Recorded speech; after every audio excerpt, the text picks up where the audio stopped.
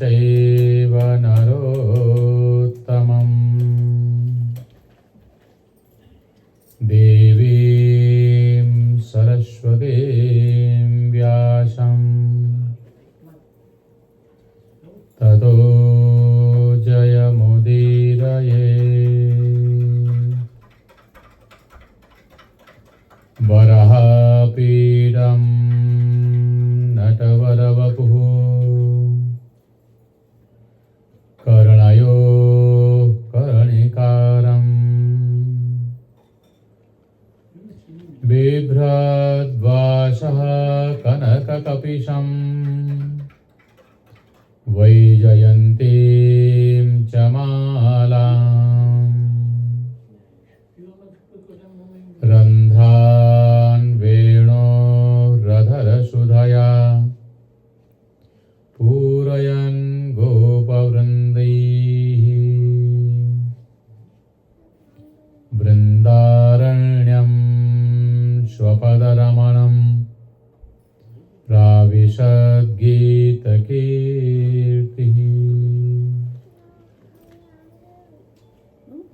सर्वमङ्गलमाङ्गल्ये शिवे सर्वार्थसाधिके शरण्ये त्र्यम्बिके गौरी नारायणी नमोस्तुते।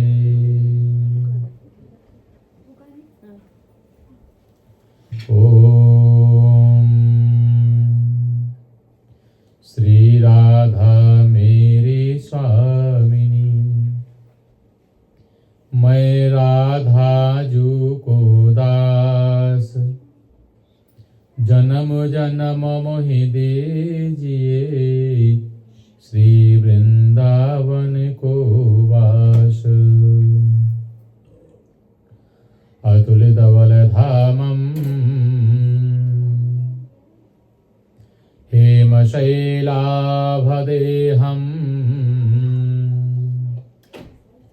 धनुजवनकृशानुं ज्ञानिनामग्रगण्यम् सकलगुणनिधानं वानराणामधीशं रघुपतिप्रियभक्तं वातजातं नमामि।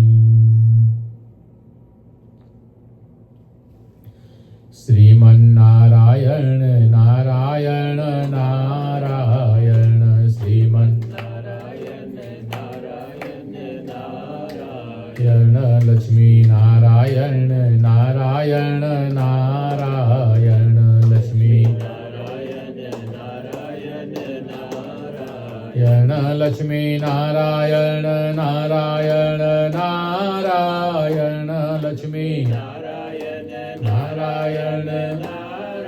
नारायण श्रीमन्नारायण नारायण नारायण श्रीमन्नारायण नारायण नारायण बद्री नारायण नारायण नारायण बद्री नारायण नारायण नारायण श्रीमन्नारायण नारायण नारायण श्रीमन्नारायण नारायण नारायण केशव नारायण नारायण नारायण केशव नारायण नारायण नारायण श्रीमन्नारायण नारायण नारायण श्रीमन्नारायण नारायण नारायण श्रीमन्नारायण नारायण नारायण श्रीमन्नारायण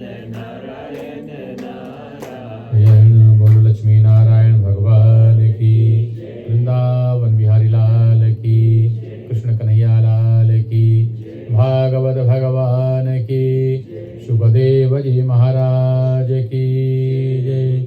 जय जय श्री राधे, जय जय श्री राधे, जय जय श्री राधे।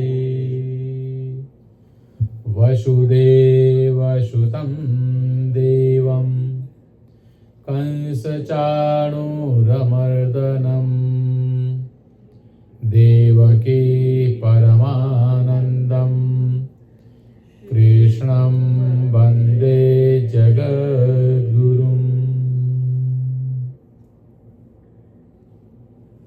बोलो श्यावर रामचंद्र भगवान की, लक्ष्मी नारायण भगवान की, कृष्ण कन्हैया लाल की जय। और ये फ्लाई ले लेते हैं, ये सब लोग ले लो, सबको दे दिया। नहीं बैठ जाओ, नहीं बैठे रहो आराम से। चलो धीरे धीरे। हाँ हाँ, तुम्हारे पास है? हाँ, पड़ोसी की ले लो, पड़ोसी से देख लो सब लोग। अच्छा,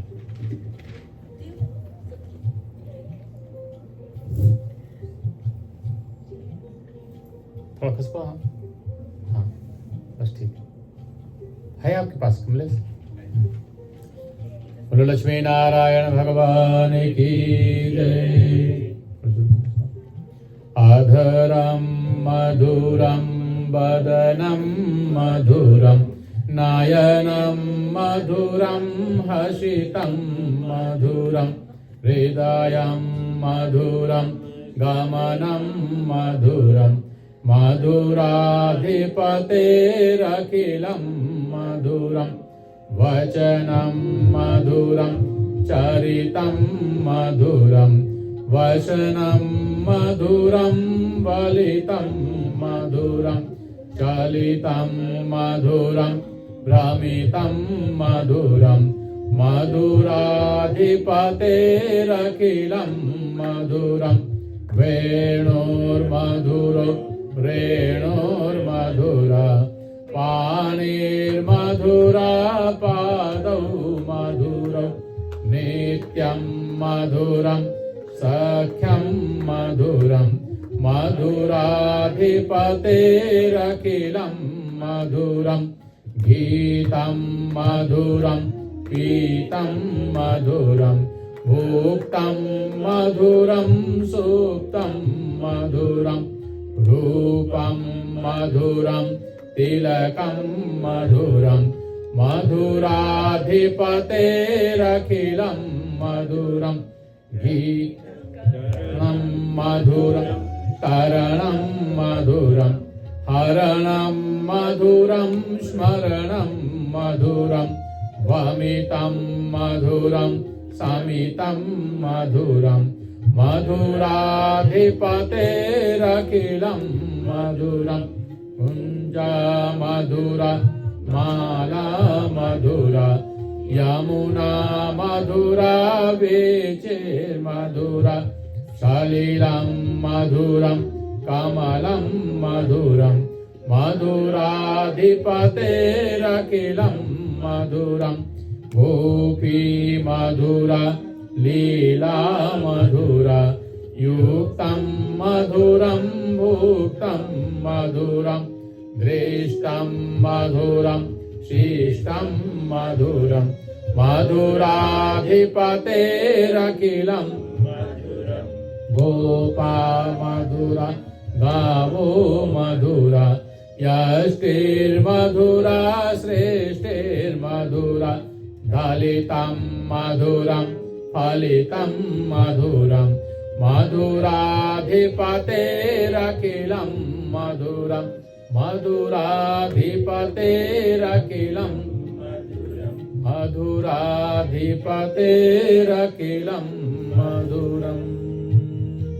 बोला वृंदावन बिहारी लाल की जय, कृष्ण कन्हैया लाल की जय।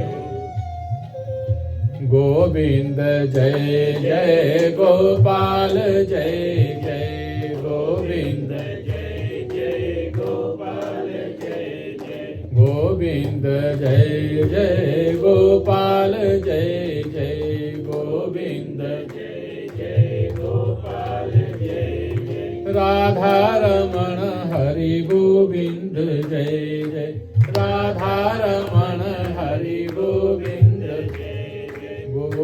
जय जय गोपाल जय जय गोविंद जय जय गोपाल जय जय बोल वृंदावन बिहारी लाल की जय।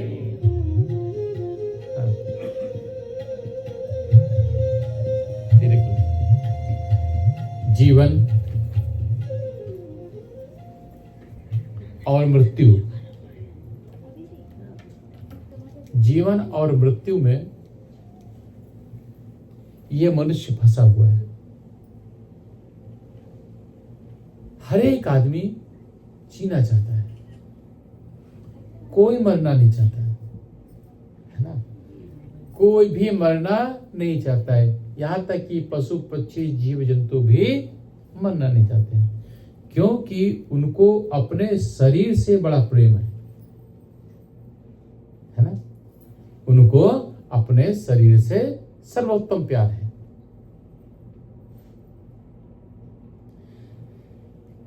ये जो मनुष्य का शरीर है, ये मनुष्य का शरीर सभी गुणों की खान है, क्योंकि इस मनुष्य शरीर से किया हुआ कर्म, किया हुआ पुण्य, किया हुआ पाप लगता है और इसी से मुक्ति और मोक्ष मिल जाता है, क्योंकि यही सबसे उत्तम शरीर माना जाता है। शरीर माध्यम खलु भाग्यवंतम, क्योंकि ये शरीर नहीं है तो कुछ भी तुम्हारे पास रहेगा नहीं, तुम कुछ भी नहीं कर सकते।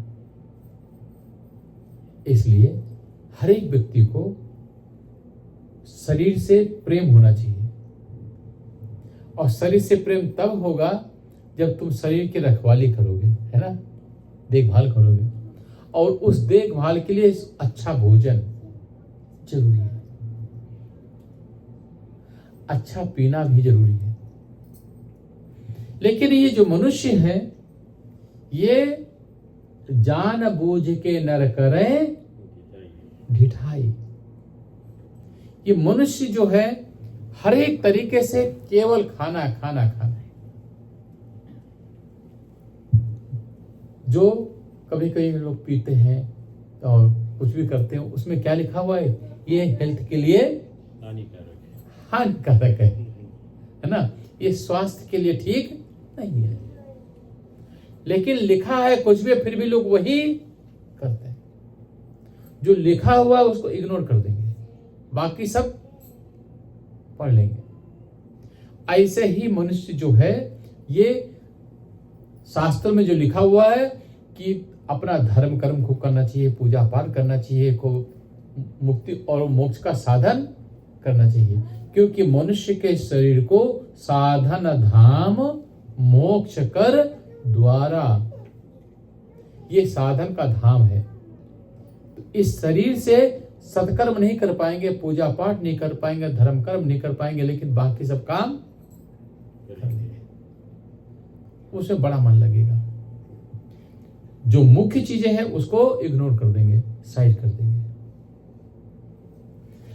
क्योंकि यदि मनुष्य सत्कर्म कर ले, अपने नित्य नियम का पालन करें, डेली रूटीन का पाठ कर लें, डेली रूटीन करें, अभी बताए योगा करना है ना, आसन करना, ये सारी चीजें करना, खूब बढ़िया भोजन करो, शुद्ध और अच्छा भोजन करो, खूब बढ़िया एक्सरसाइज करो, खूब बढ़िया कमाओ, खूब बढ़िया पैसे लाओ, उन पैसों को खर्चा करो सही जगह पर। धना धर्म तथा सुखम, जो धन है तो उससे सुख मिलता है। लोग कहते हैं धन क्या है, पैसा क्या है, हाथ का मैल नहीं है, हाथ टूट जाते हैं, कितना मेहनत परिश्रम करना पड़ता, पैसा आता है, उस पैसे को बेकार जाए खर्चा कर दोगे तो फायदा नहीं है ना। बड़ी मुश्किल से धन आता है, और धन किसको नहीं चाहिए? पंडित जी को चाहिए, हमको चाहिए, हमको खूब चाहिए, है ना, तुमको चाहिए, सबको चाहिए, किसको नहीं चाहिए। लेकिन उस धन को तुम सत्कर्म में लगाओ, है ना, किसमें? सत्कर्म में लगाओ, अच्छे काम में लगाओ, पूजा कराओ, पाठ करो, किसी की मदद करो, किसी की सहायता कर दिया, धर्म कर्म किया, इन चीजों में लगाना चाहिए धन को। वो उसको कहते हैं सदुपयोग करना। साल में 11 महीना तुम अपने लिए कमाओ, फैमिली परिवार के लिए कम से कम 1 महीना अपने लिए कमाना चाहिए। वो जो 1 महीने की कमाई है वो दान में, धर्म में, सत्कर्म में उसको लगाना चाहिए, है ना। 11 महीना खूब एंजॉय करो और कम से कम 1 महीना, 15 दिन, 10 दिन, 5 दिन अपने लिए रखो जो सत्कर्म करने के लिए, जिससे तुम्हारा जीवन अच्छा बन जाए। ठीक है, ये अपने लिए रखना चाहिए।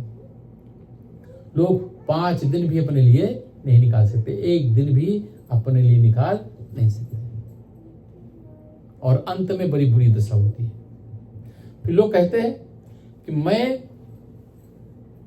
पूजा क्यों करूं, हम अपने लड़के को सिखा देंगे। पंडित जी ने बताया था कि जब माता पिता बूढ़े हो जाए तो उनकी सेवा कर लो, मर जाए तो उनका क्रियाकर्म बढ़िया कर दो, है ना। तो हम अपने मैया पापा कर देंगे, बस उनको मुक्ति में, हमारे लड़का बच्चा हमारे लिए सत्कर्म कर देंगे तो मुक्ति मिल जाएगी। अरे तुम्हारा शरीर है, तुम जिंदगी भर नहीं कर पाओ, तुम्हारे लड़के क्या तुम्हारे लिए खा करेंगे। तुमने अपने बाप के लिए कितना किया, तुमने अपने माता के लिए कितना किया, तुमने अपने पिता के लिए कितना किया, तुमने अपने फैमिली परिवार के लिए कितना किया, तो फिर तुम्हारे लिए कौन करेगा। अब पछताए होत का जब चिड़िया चुन गई खेत। जब जवानी थी तब तुमने बड़ा मजा किया, किसी फैमिली परिवार के लिए कोई मदद नहीं किया। जब बुढ़ापा आता है तो बुढ़ापा देख के रोया, जवानी नींद भर सोया, है ना। बुढ़ापे में आप दुखी होने लगते हैं तो कि हमारे कोई मदद नहीं करता, हमारे पतोहिया नहीं आती है। अरे जब पतोहिया जवान थी, सब चीज था, जब तुम्हारे पास सब चीज था, तो उन्हें पतोहिया को भी प्यार किया। हाय लड़की, हाय लड़की, हाय लड़की, लड़की करते रहे, है ना।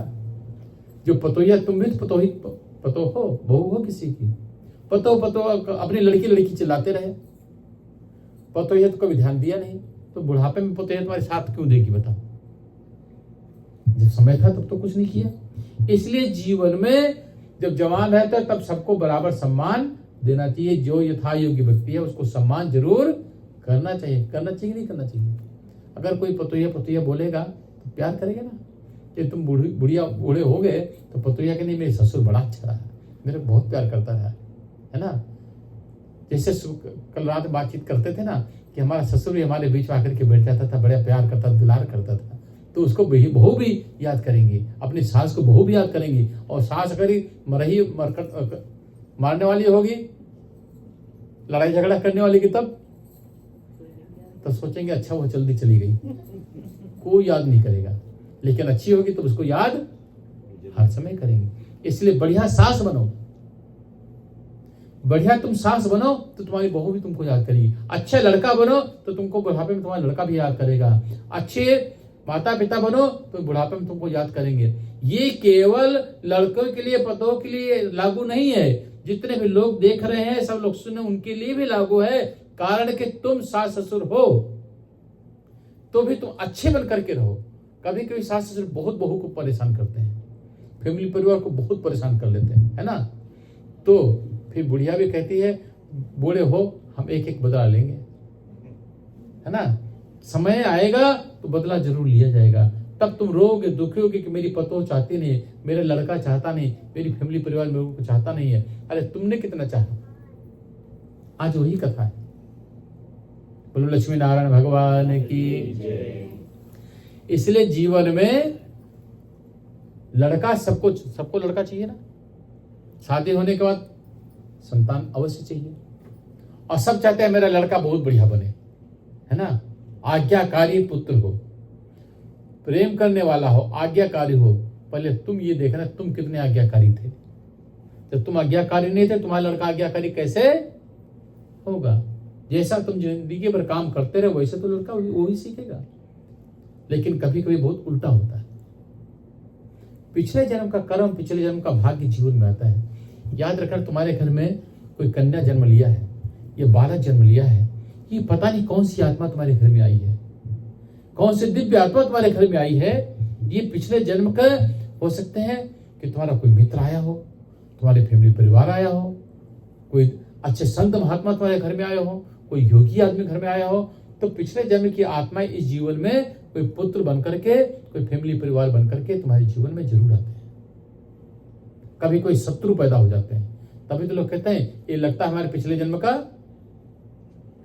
दुश्मन आ गया है, दुश्मन, है ना, तो इस जीवन में बड़ा दुख देता है। लड़का बन करके दुख देता है, पतोह बन करके दुख देती है, पिता बन करके दुख देता, कोई ना कोई रूप बन करके वो दुख तकलीफ जरूर देता है। तो पिछले जन्म का पाप इस जीवन में तुम्हारे सामने आता है, और पिछले जन्म के संतान कोई ना कोई रूप में जन्म धारण करके यहाँ पर आकर के अपना बदला लेने के लिए आते हैं। अब देखो संतान कैसी होना चाहिए।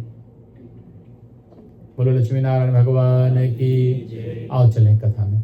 गोविंद बोलो हरि गोपाल बोलो गोविंद बोलो हरि। जो कुर्सी पर बैठना चाहते हैं इधर आ जाओ, इस साइड में आ जाओ, ये चेयर ले लो, आराम से बैठ जाओ। गोविंद बोलो हरि गोपाल बोलो गोविंद बोलो हरि गोपाल बोलो। राधा रमण हरि गोविंद बोलो। राधा रमण हरि गोविंद बोलो। ठीक है, अभी हो गया, तुम वहीं बैठ जाओ। हाँ, बोलो लक्ष्मी नारायण भगवान की। अब कथा में सब लोग बड़ा ध्यान देना।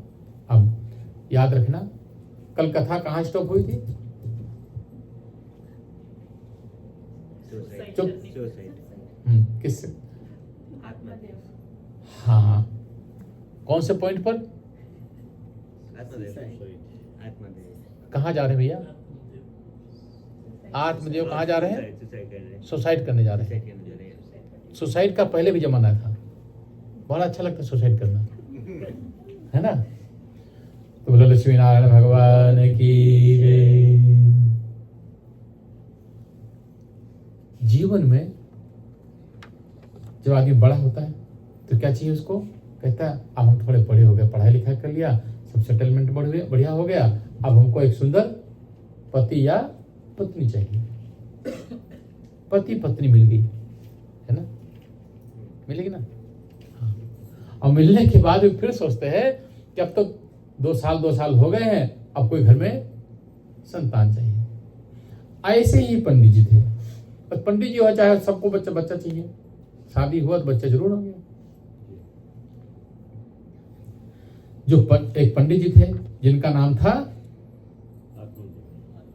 आत्मदेव पंडित जी, है ना बेटिया, ध्यान देना कथा में, पूछेंगे यहीं से हम तुमको। तुंगभद्रा तटे पूर्वम उपन्नमुत्तमं यत्र वर्णा स्वधर्मेण सत्य सत्कर्म तत्पराः आत्मदेवः पुरे तस्मिन् सर्ववेद विशारदः श्रुतस्मार्तास् निष्णातो द्वितीय एव भास्करः। वहां पर तुंगभद्रा नदी के किनारे पर एक गांव था, और उसमें एक पंडित जी रहते थे। उन पंडित जी का नाम था आत्मदेव। बड़े हैंडसम पंडित जी थे, और इसके साथ साथ में बहुत बड़े विद्वान थे, बहुत बड़े विद्वान पंडित जी थे। आराम से रहते थे। पंडित जी की शादी हो गई। पंडित जी की पत्नी का नाम था धुंधुली, है ना, और पंडित जी का नाम था आत्मदेव, और पंडिताइन का नाम धुंधुली, है ना। क्या नाम था? हाँ हाँ, तो धुंधुली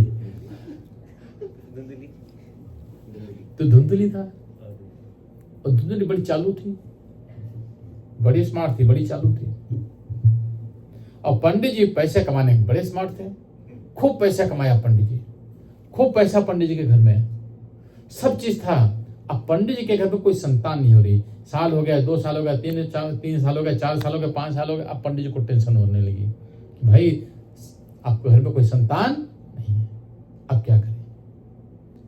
तो पंडित जी ने अच्छा कोई बात नहीं, चलो हम तो सब लोगों को पूजा पाठ कराते ही हैं, चलो चंडी पाठ करते हैं। चंडी पाठ, जब घर में संतान नहीं होती है तो फिर चंडी पाठ कराते हैं। चंडी पाठ कई बार कर डाला, कोई संतान नहीं हुई। अब पंडित जी ने कहते हैं, शास्त्र में कहते हैं कि अपने यहाँ पुराण कितने? 18 पुराण। 18 पुराणों में से पुराण था हरिवंश पुराण। जिसके घर में कोई संतान नहीं होती है, पितृदोष होता है घर में, पिछले जन्म के पापों के प्रभाव से घर में संतान नहीं होती है तो वो हरिवंश पुराण की कथा करते हैं। तो हरिवंश की पुराण की कथा श्रवण करने से घर में संतान की प्राप्ति होती है। पंडित जी ने वो भी कई बार कर डाला लेकिन संतान नहीं हुई। पंडित जी एकदम बैठे रोने लगे, क्या करें, घर में कोई संतान हो रही नहीं। एक और प्रॉब्लम हो गया, अगर पंडित कोई आदमी जब मर जाता तो क्या दान करते हैं? गौदान। गौदान करते हैं, है ना। गाय दान, पंडित जी को खूब गाय मिलते थे तो जो पंडित जी के घर में गाय आते थे वही बछड़ा देना बंद कर देती थी, गाय भी नहीं भी आती थी। पंडित जी के घर में चूहिया का बच्चा भी नहीं दिखाई देता था, वहां उनके घर में वो भी नहीं होता था। अब पंडित जी बड़े परेशान। धिक जीवितम, पंडित जी के लिए धिक्कार है जीवन को, है ना, ये जीवन को धिक्कार है। धिक जीवितम प्रजाहीनम दिग्गृहम च प्रजाम बिना, धिक्कार है मेरे जीवन को जिसके घर में कोई संतान नहीं,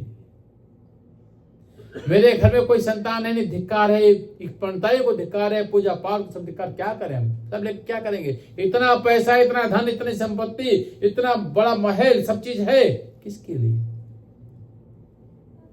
पंडित जी बड़े दुखी रहते थे किसी, और पंडित जी इतने अच्छे थे, जिसको आशीर्वाद देते थे उसके घर में एक नहीं दो लड़के बैठ जाते थे। जिसको आशीर्वाद देते थे, जिसके यहाँ चले जाते थे, उसका सवारा काम बन जाता था, लेकिन अपना कोई काम बनता नहीं।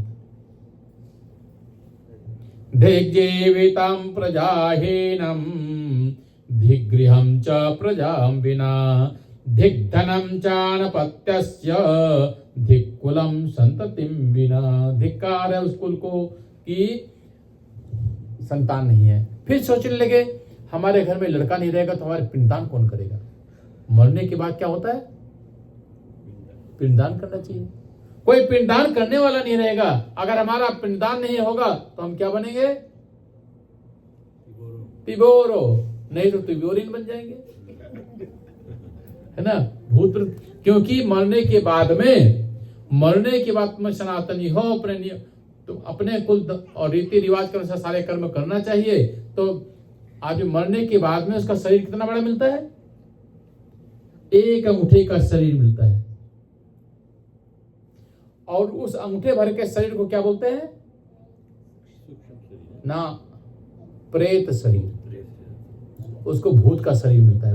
प्रेत मतलब भूत का शरीर मिलता है। और उसका क्रियाकर्म अच्छी तरीके से नहीं किया और 10-15 दिन हो गए, रात में बेल दबी, दरवाजा खोला, श्रीमान जी बाहर खड़े मुस्कुरा रहे, क्या सोचोगे तुम? और 2 दिन हो गए, तीसरे दिन रात के 12 बजे बेल दबी।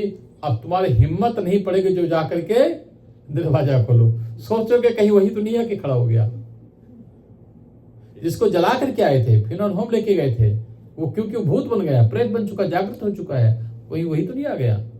अब तुम्हारे हाथ गोड़ पैर सब फूल जाएंगे। फिर तुम कहोगे अपनी और पत्नी से कहोगे अरे जाओ दरवाजा खोल देखो जा करके, वो कहेंगे तुम जाओ, वो कहेगी तुम जाओ, ना लड़का जाएगा ना तुम जाओ, कोई नहीं जाएगा, और बैठ के घर में कांपोगे। चौथे दिन पंडितों की बनाई, फिर पंडित जी के पास जाओगे तुम कि भाई अब घर में कोई प्रेत हो गया। फिर जो ओझा लोग होते हैं, ओझाओं के पास जाओगे, भाई कुछ बंधन बंधन को, तो बप्पा पीछे पड़ गए हैं। जिस बप्पा के बिना रहते नहीं थे, जिस पति और पत्नी के बिना रहते नहीं थे, अब उसको बांध रहे कि मेरे घर से दूर जाए, क्योंकि वो भूत बन गया। क्यों? दोष तुम्हारा है, क्योंकि मरने के बाद में उसका क्रियाकर्म अच्छी तरीके से तुमने किया नहीं है, इसलिए 10वां करते हैं और 13वां करते हैं। तो पंडित जी सोचने लगे, क्या नाम था पंडित जी का? हाँ, आत्मदेव। पंडित जी सोचने लगे कि कहीं हम मर गए, मरने के बाद हमारा पिंडदान कौन करेगा?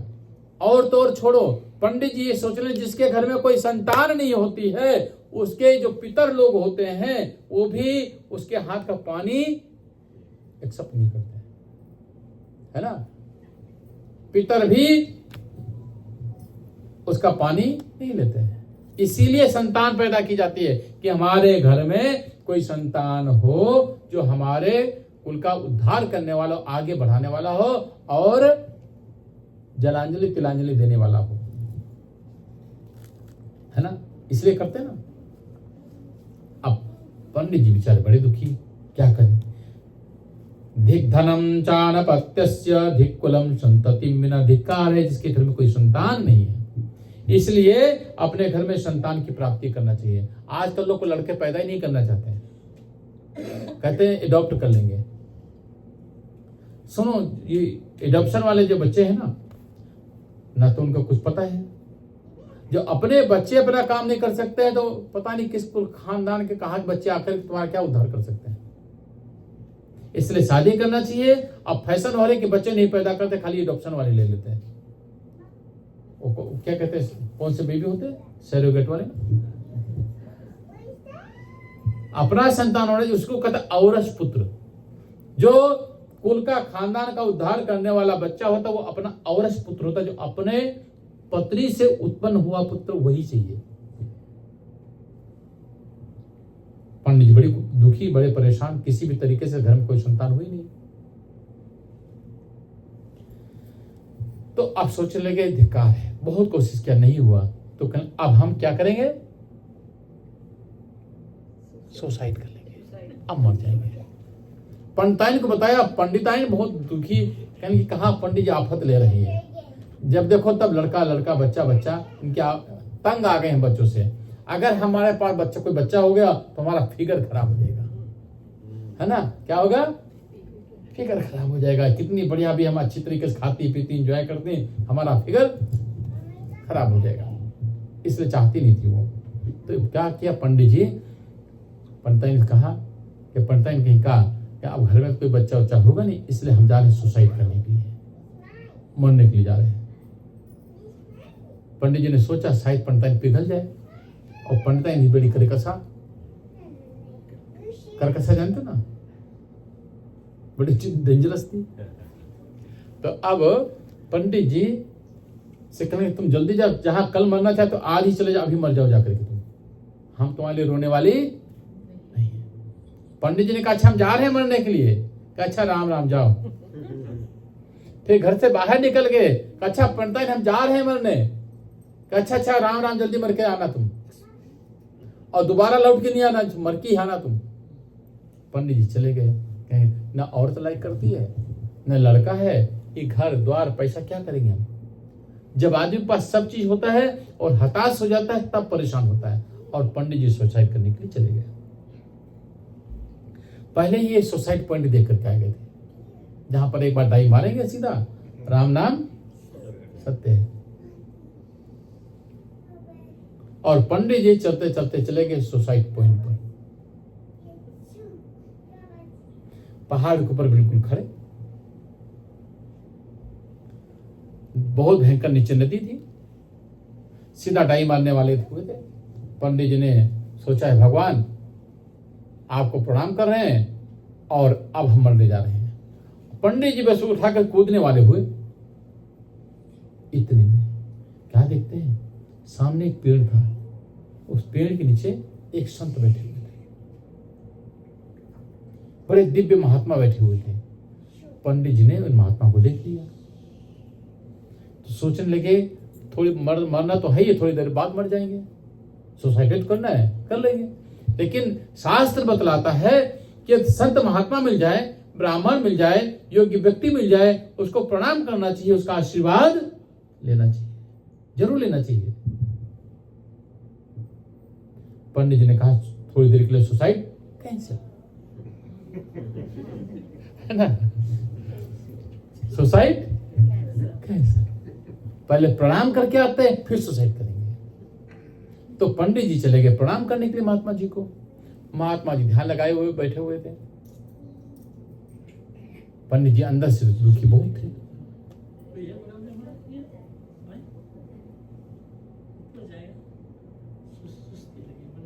हाँ सोता लेटा दो, हाँ लेट जाओ।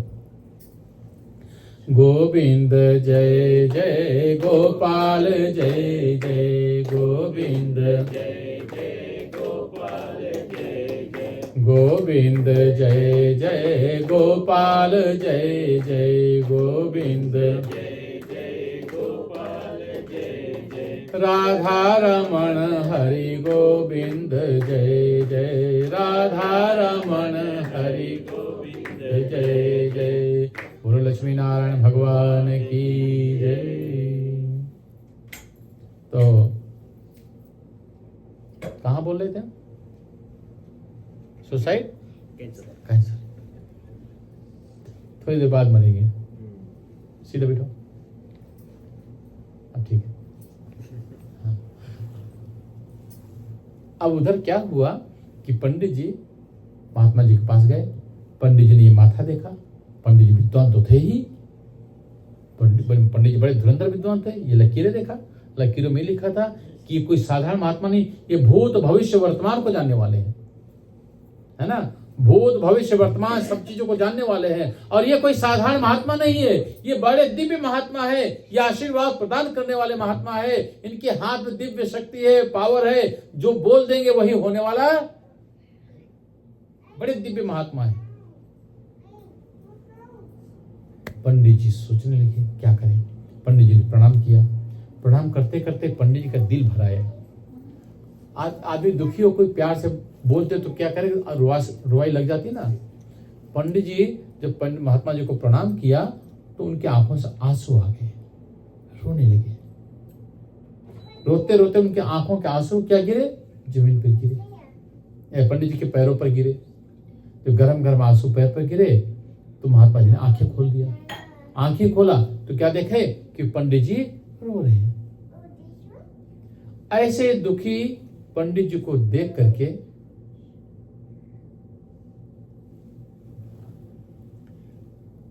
महात्मा जी आंखें खोला और आंखें खोल करके पंडित जी को देखा। पंडित जी ने देखा महात्मा जाग गए। अब पंडित जी होते ना, ये उल्टा भी चलते और सीधा भी चलते हैं, बड़े डेंजरस होते हैं पंडित भी।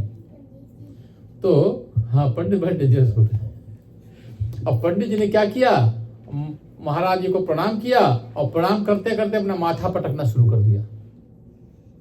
तो पंडित जी कहने कहा, महात्मा जी ने कहा कि माथा क्यों पटक रहे भाई, क्या हुआ तुमको? क्या महाराज क्या करें, हम बहुत दुखी हैं, हम अत्यंत दुखी हैं। हमारे घर में कोई संतान नहीं है और संतान नहीं इसलिए हम बहुत दुखी हैं। महाराज हम मरने के लिए आए थे, सुसाइड करने के लिए आए थे, आप मिल गए और आपको मैंने प्रणाम कर लिया। हम कहा थोड़ी देर हाँ उसने कैंसिल है, पोस्टपोन है ना, अब मैं जा रहा हूं, लेकिन हमारे घर में संतान चाहिए। मुंचज्ञानम प्रजारूपम बलिष्ठो कर्मणा गति। महात्मा ने कहा क्यों पुत्र चाहिए, क्या संतान चाहिए? कि महाराज हमारे घर में संतान नहीं है, हमारे मरने के बाद में हमारा पिंडदान कौन करेगा, हमारे पितरों को पानी कौन देगा, और हमारे पूर्वज मेरे हाथ का पानी ग्रहण नहीं कर सकते हैं, इसलिए मरना श्रेष्ठ है। अब मैं मर जाऊंगा, लेकिन अब मैं मरूंगा नहीं। तो महात्मा जी ने खैर समझाया, क्या करोगे, जिसके घर में बहुत बच्चे हैं क्या कर लेते हो, है ना। जिनके घर में बच्चे हैं, बच्चे क्या कर लेते, कितने घर में तुम जाते हो, कितने घर में तुम्हारे माताजी पिताजी की दादा की फोटो लगी होगी, बड़ी मुश्किल से एक फोटो कहीं लगी होगी पिताजी की या माताजी की, है ना। दादाजी की कहीं फोटो देखा मुश्किल से। खत्म होने के बाद थोड़े दिन तक तो फोटो रहेगी, बाद में घर वाली आएगी दूसरी और कहीं ये हटा, ये बैग फोटो पुरानी हो गई, हटाओ इसको, वहां पर सीनरी बढ़िया सुंदर सीन वाली फोटो लगा देते हैं। जो फोटो छोटी होती है वो भी हट जाती है। तो घर में वो क्या निशानी रहा। तुम जिंदगी भर मर मर करके घर कमाया बनाया, पैसा कमाया, घर बनाया, सब चीज बनाया, मर गए चले गए, और लड़के बच्चे को घरों को बेच देते हैं, कुछ रखते कहां। किसके लिए कमा रहे हो, किसके लिए सब चीज कर रहे हो? तो वो लड़के भी कुछ नहीं रखते हैं, तो किसके लिए तुम दुखी हो रहे हो? महात्मा कहते हैं इसलिए छोड़ो ध्यान कि जिसके क्या संतान है उसको क्या मुक्ति नहीं मिलती है। मुक्ति सबको मिलती है, मोक्ष सबको मिलता है। इसलिए अपने जीवन को इतना अच्छा बनाओ कि जिससे तुम्हारी मुक्ति इसी शरीर से हो जाए। अपने शरीर को अपने सत्कर्म इस तरीके से करना चाहिए। अनेक तरीके से समझाया। तो महात्मा पंडित जी कहने, महाराज तुमने लड्डू खाया? कि नहीं, कि यही तो प्रॉब्लम है, तुमने शादी ब्याह किया नहीं, लड़के का सुख क्या जानो, तुम घर गृहस्थी का मजा क्या जानो। जिसके घर में लड़के होते, संतान होती, वो मजा जानता है, आप कुछ नहीं जानते हो। इसलिए अब मैं मरने जा रहा हूं। और सुनो महाराज, आप ज्ञान दूसरे को देना। और पंडित जी माथा पटकना शुरू कर दिया वही, और कहने महाराज मैं मर रहा हूं और आपके चरणों में मरने जा रहा हूं। हे परमात्मा, हे भगवान, मैं मरने जा रहा हूं, मेरे मरने का जो पाप है इन महात्मा को लगे, है ना। मेरे मरने का पाप जिन महात्मा को लगे, जो मैं सुसाइड करूंगा, मरूंगा, समस्त पाप इस महात्मा को लगे। महात्मा फंस गए। क्यों भाई? कि महाराज या तो दो चीजें हैं, या तो मेरे को आशीर्वाद दो कि मेरे घर में संतान हो, और नहीं तो मैं मर जाऊंगा, और मरने का पाप तुमको लगेगा। पंडित फंस गए ना, महात्मा जी फंस गए ना, और पंडित जी खोपड़ी पटकना शुरू कर दिया, मरना शुरू कर दिया। महात्मा घबराए, परेशान है। महात्मा बहुत समझाया, पंडित जी माने नहीं कि महाराज या तो मेरे को संतान का वरदान दो, या तो मैं मर रहा हूं। दोनों तरफ महात्मा फंस गए। किसी तरीके से महात्मा मनाया कि अच्छा, रे मुंचाद्य कुटुंबाशाम संन्यासो कर्मणा गति।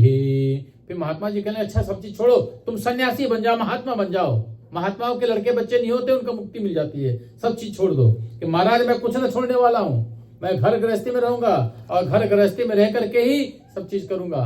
और आप देते हो कि नहीं देते हो। पंडित जी रोना शुरू कर दिया और खूब जोर से सिर पटकना शुरू कर दिया। महात्मा सोचे कहीं ये पंडित मर गया तो ब्रह्म हत्या लगेगी। क्या लगेगी? ब्रह्म हत्या। अगर ब्राह्मण को कोई मार देता तो ब्रह्म हत्या लगती है, और ब्रह्म हत्या राम जी को भी नहीं छोड़ा, है ना। ब्रह्म हत्या राम जी को भी नहीं छोड़ा, पीछे पड़ जाती है। अच्छा क्या चाहिए? हमारा संतान चाहिए। महात्मा आंखें बंद किया, ध्यान लगाया, ध्यान लगा करके कहने लगे सुनो, बड़े ध्यान से सुनो पंडित जी, तुम्हारे जीवन में संतान का योग नहीं है। तुम्हारे जीवन में संतान का योग नहीं है। एक नहीं, 7 जन्म तक तुम्हारे घर में संतान का योग नहीं है ना। एक जन्म छोड़ो, 7 जन्मों तक तुम्हारे घर में कोई लड़का नहीं होगा, और पुत्र का सुख नहीं तुमको मिलेगा। तुम्हारे भाग्य में लिखा हुआ, क्योंकि पिछले जन्म में तुमने बहुत कुकर्म किया था।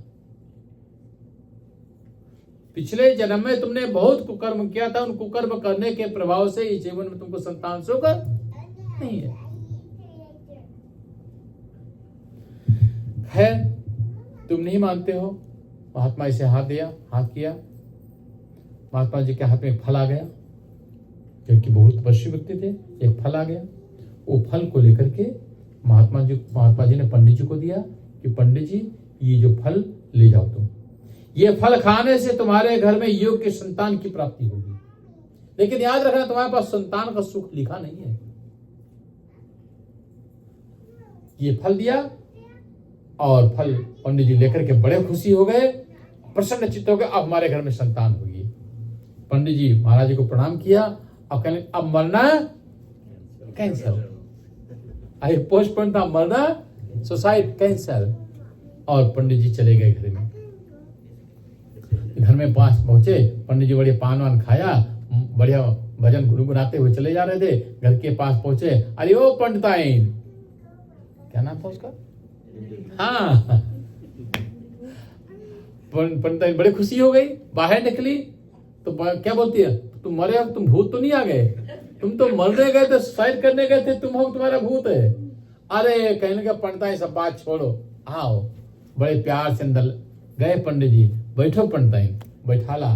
जब आदमी खुशी होता तो अपनी दुल्हन को बड़ा प्यार से बैठा होता ना, है ना स्पीच। हाँ, नारायण नारायण। बड़े प्यार से बैठाला। बैठा के सोचो ये तो को फ्रूट लेके आए, ये फल लेकर के आए, ये क्या है? अरे बड़े करामाती पंडित जी मिल गए थे, महात्मा जी मिल गए थे। उन महात्मा ने आशीर्वाद दिया है कि जो इस फ्रूट को खाएगा, इस फल को खाएगा, उसके घर में सुंदर संतान की प्राप्ति होगी, सुंदर संतान की प्राप्ति होगी। अब पंडिताई सोचने लगी, ये पंडित तो आफत की पुड़िया लिया है, बड़ी आफत लिया ये फ्रूट खाएंगे से लड़की संतान हो जाएगी। फल भक्षण गर्भास्यात्, अगर इसको खा लिया तो पेट बच्चा हो जाएगा, और बच्चा होने से पेट बड़ा हो जाएगा, और जब पेट बड़ा हो जाएगा तो खूब वही लड्डू मालपुआ रसगुल्ला खाती है ना, कुछ खा नहीं पाएंगे। हाँ है ना, और फिर कोई घर का काम नहीं होगा, बड़ा परेशानी। ये कहां से पंडित जी आफत लेकर क्या गए? फल भक्षेण गर्भास्यात् गर्भेणोदरवृद्धिता स्वल्प भक्षाम तो सकते गृह कार्यम कथम भवे। थोड़ा थोड़ा खाना खाएंगे, कमजोरी आ जाएगी, हम क्या करेंगे? आप पंडित बड़ी परेशान। इतने में कोई कोई औरतें बड़ी चालू होती हैं, बड़ी स्मार्ट होती हैं, तो पंडित ने खाओ खाओ। पंडित कहने लगे तुम पंडित हो ना? हाँ।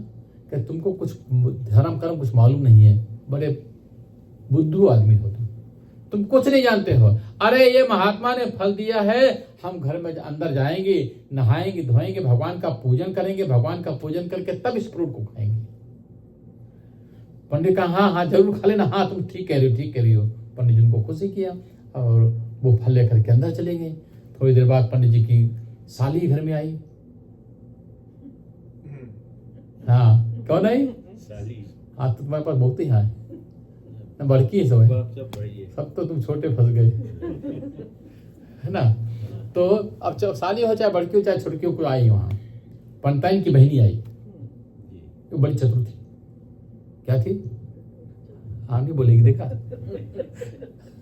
ये बड़ी चतुर थी, सुंदर थी, चतुर थी। घर में आई, बहनी से कहा बहनी कहीं कहा कि तुम बहुत दुखी लग रही हो, बहुत टेंशन में हो, क्या हुआ तुमको? अरे बहनी कहा बताई कि तुम्हारे जीजा ने ये आफत की पुड़िया लिया है। क्या? वो देखो फ्रूट रखा हुआ है, ये कोई महात्मा जी ने दे दिया, इस फल को खाएंगे तो फल खाने से क्या हो जाएगा? गर्भ होगा, पुत्र होगा, और जब पेट में आएगा तो पेट बड़ा हो जाएगा। कितनी बड़ी प्रॉब्लम आई, कितनी बड़ी समस्या में फंस जाएंगे। तो जो थी पंडित जी की साली, वो बड़ी चालू थी, बड़ी होशियार थी।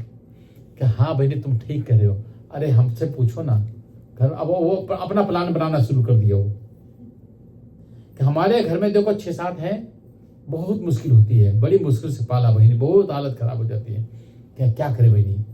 कि देखो बहनी कहने लगा अब तुम्हें कोई हमको उपाय बतलाओ। तो अब बहनी के अंडर में आ गई है ना। अब गुरु कौन बन गई? साली। गुरु बन गए। कहते देखो अब मैं जैसा कह रहा हूं वैसा करना तुम। तो ठीक है जैसे तुम बताओ। कि देखो इसमें थोड़ा खर्चा पानी लगेगा। कि बहनी पैसा तुम चिंता नहीं करो, पैसा तो पंडित ने खूब पैसा भरा पड़ा, जितना चाहो उतना दे देंगे। कि ठीक है मेरा पति थोड़ा लालची टाइप का है, हमारे दिन बहुत खराब चल रहे हैं, तुम हमको पैसा देते जाओ, हम तुम्हारा काम बना देंगे। कि कैसे? कि देखो ये जो फ्रूट है ना, इस फ्रूट तुम नहीं खाना। मेरे पेट में 2 महीने का बच्चा है। कितने महीने का? 2 महीने का। और हम तुम्हारा काम बनाने वाली है। जब मेरा बच्चा बड़ा होता रहेगा मैं तुमको दे दूंगी, तुम पंडित जी को जाकर के बता देना कि घर में लड़का हुआ। उसके पहले कि अपने घर पेट में तकिया बांध लेना, एक तकिया के बांध करके थोड़ी थोड़ी देर बाहर निकलना नहीं, क्योंकि लोग पहचान लेंगे तुमको। और पंडित जी को बताना कि पेट में है, पंडित जी को छूने नहीं देना पेट, है ना, पता चल जाएगा। अब तुम खाओ पे मजा करो, तुम हमको पैसा देते रहना हर महीना, हम तुम्हारा काम बनाते रहेंगे। ये फ्रूट क्या करें? तो पंडित जी भाई वो गौदान लेकर के आए ना, वो गाय को, जो गाय है उसको खिला देना। पंडित बड़ी खुशी हो गई। वो जो फ्रूट था वो किसको खिलाया? गाय को खवा दिया और अपना नाटक कर लिया। पंडित जी के पास आए, पंडित जी ने कहा खा लिया? कहा हाँ बहुत मीठा था फल और बहुत बढ़िया था, मैंने आराम से भगवान का पूजा पाठ करके धर्म कर्म करके उस फल को खा लिया। पंडित जी बड़े खुशी रहे। अब 1-2 महीना, 4 महीना, 5 महीना पेट बड़ा होने लगा, फिर पंडिताई थोड़ा ओए ओए करने का नाटक करने लगी। जान गई सुंदर पता। हाँ। 9 महीने बाद वो आई, लड़का देख करके गई, लड़का घर में चुटकी काटा, लड़का रोने लगा, पर वो बड़ी खुशी हो गई और कहने देखो पंडित जी लड़का हुआ घर में, क्या होने लगा। पंडित जी बड़े खुशी हो गए, घर में कोई लड़का हुआ, अब अत्यंत खुशी पंडित जी। तो पंडित जी खूब दान दक्षिणा दिलाया सबको और लड़के का नामकरण संस्कार किया। तो आजकल रिवाज भी है, पहले भी रिवाज थे कि कभी बप्पा को खुशी करने के लिए बप्पा के नाम से नाम पहले अच्छा रखते थे, है ना, या औरत को खुशी करने के लिए औरत के नाम से रखा। तो माँ का नाम क्या था? धुंधुली। तो लड़के का नाम रखा धुंधुकारी, है ना, धुंधुली के लड़का धुंधुकारी। अब धुंधुकारी, इधर पंडित जी बड़े खुशी के घर में कोई संतान हुई। पंडित जी खुशी का कोई ठिकाना नहीं रहा। अब देखो इधर जो पंडित 10-15 दिन बीते, जो पंडित जी की गैया थी वो भी आ गई। जब पंडित जी की गैया भी आई बोलते ना, तो बड़े खुशी हुए सब लोग। अब वहां बड़ा चमत्कार हुआ, सब लोग देखने के लिए चले आए कि पंडित जी की जो गैया भी आई वो पूरा शरीर आदमी का, मुंह आदमी का, कान उसके गाय के, है ना, क्यों गाय से पैदा हुआ ना, वो फ्रूट खाया था ना, महात्मा जी ने जो फल दिया था वो अमिट कैसे हो सकता था। उस फूल से उससे संतान हुई, लेकिन गाय के संतान। तो गाय के कान गाय जैसे थे, पूरा शरीर उसका आदमी का था। तो उसका नाम रखा गोकर्ण। गो मतलब गाय, कर्ण मतलब कान, तो उसका नाम रखा गोकर्ण। और लड़के का नाम था धुंधुकारी। लक्ष्मी नारायण भगवान की। तावा कालम सकर्भेण गुप्ता तिष्ठत् गृहे सुखम पुत्रस्य धुंधुकारीति। उसका नाम धुंधुकारी रखा और बड़े खुशी खुशी रहने लगे। अब थोड़ी देर में लड़के बड़े हुए। जो लड़के बड़े हुए तो अब उनका स्कूल में नाम लिखाया गया। अब स्कूल में जो लड़का जाता है, धुंधुकारी जाता है, सारे लड़कों को मारना शुरू कर दिया, सबको पीटता, सबके साथ बदमाशी करता। थोड़े दिन तो लड़के कोई लोग नहीं बोले कि पंडित जी का लड़का, चलो पंडित जी नाराज हो जाएंगे, लेकिन उलाहना लाना शुरू कर दिया। अब हर एक आदमी को परेशान करना शुरू कर दिया पंडित जी का लड़का। और वही जो लड़का धुंधुकारी था वो बड़ा ज्ञानी, बड़ा तपस्वी व्यक्ति था। धुंधुकारी बड़ा बदमाश बना, बड़ा खतरनाक बन गया। और जो गोकर्ण था बड़ा ज्ञानी, बहुत बड़े पंडित बने। अब धुंधुकारी बड़ा हुआ, जहां पर पोथी पत्र रखना चाहिए पंडित जी छुरी डंडा बांधना शुरू किया, बंदूक बांधना शुरू कर दिया। जहां पूजा पाठ कराना चाहिए तो वहां धुंधुकारी क्या करने चले, रोबरी करना शुरू कर दिया। इस तरीके से जितने बदमाशी के काम सारा करना शुरू कर दिया। और थोड़े बड़े हुए, बड़ी बड़ी गर्लफ्रेंड रख लिया, बेकारी औरतें लाना शुरू कर दिया। जितने बदमाशी के काम है, उल्टे सीधे काम है, सब पंडित जी के लड़का धुंधुकारी करना शुरू कर दिया। पिताजी को खूब समझाता रहा। पंडित जी के घर में खूब पैसा था ना, वो पैसा सब खत्म कर दिया। खूब जुआ खेलने लगा, खूब बदमाशी करने लगा।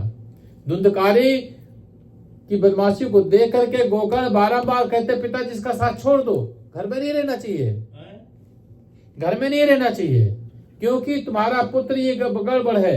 जो दुष्ट व्यक्ति हो, दुष्ट के साथ रहना भी नहीं चाहिए। चाहे भाई हो, चाहे बहन हो, चाहे फैमिली हो, चाहे परिवार हो, जो अत्याचारी है, क्रिमिनल स्वभाव का है, और उसके साथ रहना नहीं चाहिए, क्योंकि समय आने पर वो तुमको दुख जरूर देगा। गोकर्ण समझाया, नहीं समझे। एक दिन गोकर्ण आया, पिताजी थोड़ा पैसा दो। पिताजी तो वैसे बड़े दुखी थे, एक भी पैसा नहीं दिया। कह जाओ, एक भी पैसा नहीं देंगे तुमको, तुम बहुत बदमाशी करने लगे हो। धुंधुकारी पास में खड़ा हुआ कि पिताजी थोड़ा पास में आओ। पिताजी पास में आए, एक लात मारी खोपड़ी पर कि बुढ़ा कहीं का, बड़ा पंडित ज्ञानी बनता है, एक पैसा दे नहीं सकता है, एक और लात मारी। गोकर्ण पास में बैठे थे कि पिताजी बहुत अच्छा हुआ, 2 लातें और लगना चाहिए तुमको, क्योंकि वृद्धो याति गृहीत्वा दंडम भज गोविंदम भज गोविंदम। बुढ़ापा आ गया, सारी चीजें आ गई हैं, और फिर भी लड़का हाय लड़का चिल्लाते रहते थे तुम। ये तुमको लात पड़ी है ना, ये पहले लगनी चाहिए थी तुमको। इसलिए घर की आशा सब छोड़ करके तुम चले जाते हैं। उसी समय पिताजी को ज्ञान हुआ, गोकर्ण ने ज्ञान दिया पिताजी को, और गोकर्ण सीधा धर्म कर्म करने के लिए, गोकर्ण के पिताजी जो पंडित जी थे जंगल में चले गए और अपना वहां साधना करने लगे। इस तरीके से आत्मदेव चले गए। जो माता बहुत प्यार करती थी अपने लड़के को, चाहते लड़का तो था ही नहीं उनका। एक दिन मैया से पैसा मांगा, नहीं दिया। कान में पंडित जी ने बढ़िया दान दक्षिणा वाले खूब रख, बड़े बड़े क्या कहते उसको, झुमका बढ़िया बढ़िया पहनी हुई थी। गोकर्ण धुंधुकारी की नजर झुमके पर पड़ गई। माँ पैसे दे, माँ पैसा नहीं दिया, माँ पैसे दे, नहीं दूंगी, अरे दे माँ, नहीं दिया। कान के पास पहुंचा और पूरा खींच लिया उसको, कान फाड़ लिया उसका। कान फाड़ करके पैसा ले गया और शराब पीना चले गया। माँ दुखी हुई, कुएं में गिर करके मर गई। कौन मर गई? धुंधुली मर गई। अब फिर कहते हैं आगे नाथ ने पीछे पगहा, आगे नाथ ने पीछे पगहा, कोई बोलने वाला नहीं। गोकर्ण भी घर छोड़ के चले गए, क्योंकि जो दुष्ट व्यक्ति हो उसका साथ नहीं रखना चाहिए। समय आने पर तुमको तकलीफ जरूर होगी। गोकर्ण चले गए। अब बड़े आराम से क्या किया, एक दिन 5 औरतों को ले आया।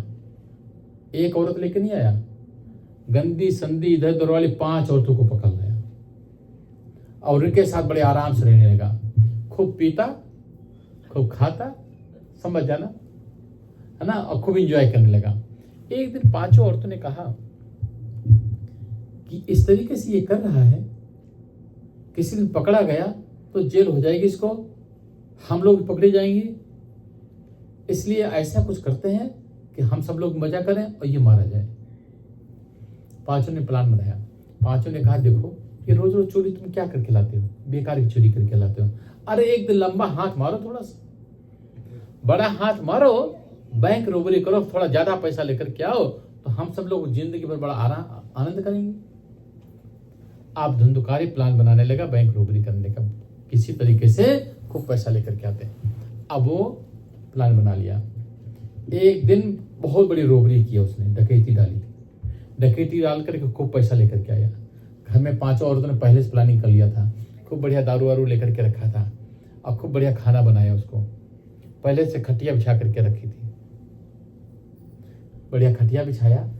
धुंधुकारी आया, उनको बढ़िया खिलाया, बढ़िया पिलाया। धुंधुकारी खा पी करके बड़े आराम से लेटा। और 5 औरतों के लिए बहुत थैंक यू, तुमने बहुत बढ़िया काम किया कि इतना बड़ा सामान लेकर के आए। 5 ने पहले प्लानिंग कर लिया था, हम लोग सब लोग 50-50 बात लेंगे दादा। तो जब उसको खिलाया और पिलाया, खटिया में सोया, तो 5 औरतों ने क्या किया, 2 औरतों ने पैर पकड़ा, उसके पैर दबाना शुरू किया। 2 हाथ दबा रही हैं, एक सिर दबा रही है। धुंधुकारी के आह, दुनिया का सबसे बड़ा सुख हमारे पास है। लोग एक के लिए तरसते, हमारे पास कितनी है? 5 है, कितना आनंद है हमको। अब थोड़ा चढ़ने लगा उसको, आराम से लेटा सो गया। सोया तो 5 औरतें बड़े आराम से उसको उसी खटिया में रस्सी से बांध करके अच्छी तरीके से रस्सी में बांध दिया उसको। अब सुनना क्या होती है, जो अपनी औरत छोड़ते हैं दूसरी जगह भागते, उनकी क्या दशा होती है। रस्सियों से बढ़िया बांधा उसको और बांध करके पहले से डंडा रखे थे। 5 ने पारी पारा डंडा मारना शुरू, कस के मारा उसको, खूब मारा उसको, खूब चीखा चिल्लाया, सब चीज किया, लेकिन मरा नहीं। हर एक तरीकों से उसके गटाई पर डंडा रख करके सब चढ़ गई, किसी तरीके से इसकी गटाई तब जाए, टूट जाए और ये मर जाए। 5 ने कहा ये तो बड़ा पापी, अभी मरता ही नहीं है, अब ये जिंदा बच गए तो किसी को छोड़ेगा नहीं, अब इसको मरना जरूरी हो गया। तो दूसरे औरतों, सब औरतों ने कहा क्या करना चाहिए। तो एक ने कहा तुम चिंता नहीं करो, वो अभी खाना बनाया ना, इसकी आग पड़ी हुई। 4 औरतों ने उसके मुंह में मुंह खोला, मुंह में डंडा डाला, फैला दिया से, और जितना आग थी उसके मुंह में भर दिया। सारा कोयला उसको जिंदा जला दे, चीख चीख करके, तड़प तड़प करके वो मरा। इस तरीके से उसको मार डाला। जब उसको मार डाला, 5 ने पहले से गड्ढा खोद के रखा था, वही घर में उसको दफना दिया। पैसा ले लिया, सब भाग गई। जो अपनी औरतों को छोड़ता है, अपनी फैमिली परिवार को छोड़ता है, सुंदर औरत मिल जाती है, अच्छे फैमिली परिवार मिल जाते हैं, जो छोड़ करके भागते हैं, अंतिम में क्या दशा होती है? यही दशा होती है। ना घर का, ना कहते धोबी का कुत्ता घर का, ना घाट का, कहीं नहीं जाता है। इसलिए अच्छी औरत मिल जाए, अच्छा पति मिल जाए, अच्छे तरीके से संभाल करके रखना चाहिए, जीवन बढ़िया जीना चाहिए। पता नहीं कल कौन मिल जाए और क्या दशा करेगी। खैर, इस तरीके से वो मर गया।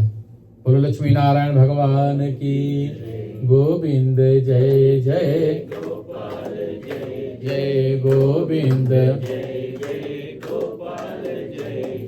गोविंद जय जय गोपाल जय जय गोविंद राधा रमण हरि गोविंद जय जय राधा रमण हरि गोविंद जय जय। बोलो लक्ष्मी नारायण भगवान की। अब क्या हुआ इधर? धुंधुकारी एड़ी रगड़ रगड़ करके मर गए।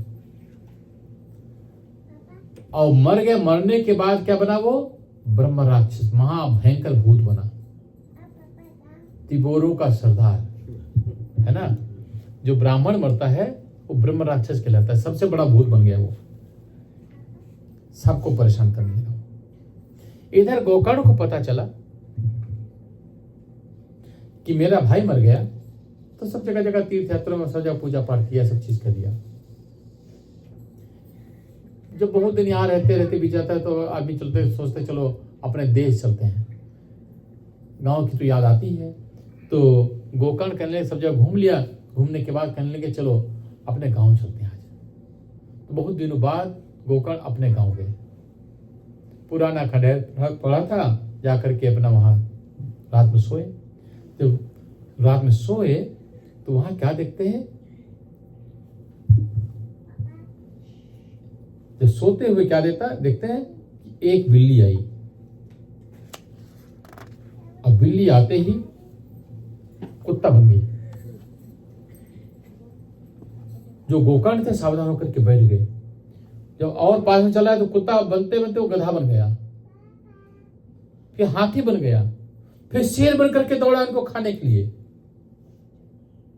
निशीथे दर्शयामास महारौद्रतरं वपुः शक्रन्मेषः शक्रहस्ती शक्रच्च महिषो भवत्। थोड़ी थोड़ी देर में अनेक रूप धारण करना शुरू कर दिया। गोकर्ण डरे नहीं। गोकर्ण कहने लगे भाई कौन हो तुम? उठ के बैठ के, कौन हो तुम? कस्त्वम् उग्रतरो रात्रौ कुतो यातौ दशामिमाम् किं वा प्रेतः पिशाचो वा राक्षसोऽसीति शंशनः। कौन हो भाई तुम? तुम भूत हो, प्रेत हो, पिशाच हो, राक्षस हो, कौन हो? बताओ तुम। नहीं बोला कुछ। जब नहीं बोला और शेर बन करके गोकर्ण को खाने के लिए दौड़ा, वहीं रुक गया, बिल्कुल पास आकर के रुक गया। गोकर्ण ने हाथ में जल लिया। पंडितों के पास क्या होता है? कुछ नहीं होता, लेकिन मंत्र में शक्ति होती है।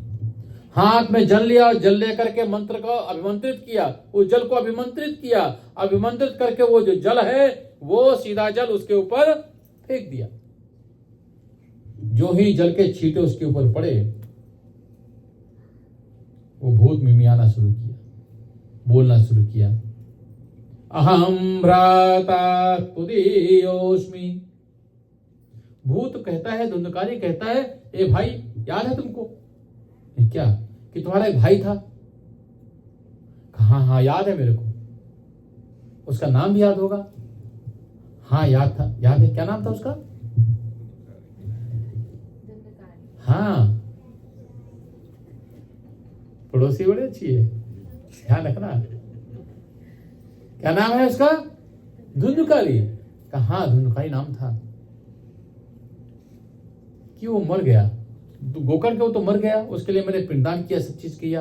हाँ तुमने किया। अहम भ्राता तुदीयोस्मि धुंधुकारेति नामतः स्वकीयेनैव दोषेण ब्रह्मत्वं नाशितं मया। हाँ भाई, कहने वो भाई जो धुंधुकारी था वो मैं हूं। हे भाई गोकर्ण, मैं तुम्हारा भाई धुंधुकारी हूं, धुंधुकारी। अब रोने लगा, जोर जोर से भूत रोने लगा।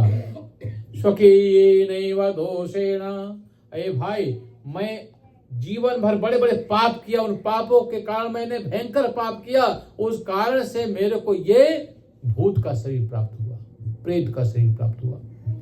मैं पानी नहीं मिलता मेरे को पीने को, मैं भूखा हूं, प्यासा हूं, जगह जगह भटक रहा हूं, एक जगह रुक नहीं सकता हूं, मेरे को खाना नहीं मिलता है, भूख से मैं परेशान हूं, मैं क्या करूं। हमारा पूरा शरीर चल रहा, आग जैसा चल रहा है, शांति नहीं है, हम बड़े शांत चित्त है। हे भाई गोकर्ण, मेरी सहायता करो, मेरे को बचा लो, मेरी सहायता करो। सखी नैव दोषेण ब्रह्मत्वं नाशितं मया, क्योंकि मैंने ही पाप किया, मैंने ही अब अपना अपराध याद आता है, क्योंकि मेरे साथ कोई अपराध नहीं किया, मैंने इतने बड़े बड़े पाप किए, इतने जीवों को मारा, हत्या किया, मर्डर किया, पाप किया, थोड़ी जवान के स्वाद के लिए, राधे राधे, किसके लिए, थोड़ी देर के इंजॉयमेंट के लिए बड़े बड़े पाप किया मैंने, हत्या किया, मर्डर किया, जो चोरी बदमाशी सब चीजें मैंने किया, इतने पाप किया जिसकी कोई लिमिट नहीं, अनलिमिट मैंने पाप किया, उसी कारण से मेरे को ये हुआ। तो गोकर्ण ने पहले गया श्राद्ध किया, पिंडदान किया कि महाराज ये छोटे मोटे पापों के लिए है, मैं इतना बड़ा पापी हूं, कोई गया श्राद्ध चाहे जितना कर डालो, कुछ मेरा नहीं होने वाला, चाहे जितना गंगा नहा लो, चाहे जितना गंगा में जल दे तो जाएगा, मेरा उद्धार होने वाला नहीं है, क्योंकि मैं बड़ा भूत हूं। क्या करना चाहिए? कर्मणो नास्ति संख्या में महाज्ञाने विवर्तिनः लोकानां हिंसकः सोहम। स्त्री फिर दुखे मारता है। और भाई बताए, क्या बताए कि मैं तुम्हारे जाने के बाद पांच कितनी औरतें लेके आए? 5, और 5 औरतों ने क्या किया? मुझे मार डाला। कैसे मारा? आगे जला करके मारा, तिल करके मारा, और रेणिया रगड़ करके मारे। हमारी बहुत भाई ने बहुत बुरी दशा किया। इसलिए अतः प्रेतत्वमापन्नो दुर्दशां च वहाम्यहम्। मैं बड़ी दुर्दशा हो रही है। वाताहारेण जीवामि दैवाधीनं फलोदयात्। देवताओं के अधीन मैं, कुछ मिलता नहीं, पानी वानी मेरे को कुछ मिलता नहीं है। फिर गया, वो कहते हैं तदर्थम तो गया पिंडो, गया नहीं, तदर्थम तू गया पिंडम, गया जी में जाकर के पिंडदान किया, उससे कुछ नहीं हुआ तुम्हारा। हरिद्वार में, काशी में, बनारस, सब जगह तुम्हारे लिए पूजा किया, कुछ नहीं हुआ उससे।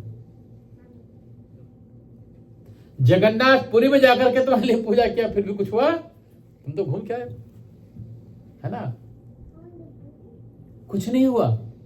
तो क्या करना चाहिए? तब कहने लगे गया श्राद्ध शतेनापि मुक्ति में न भविष्यति।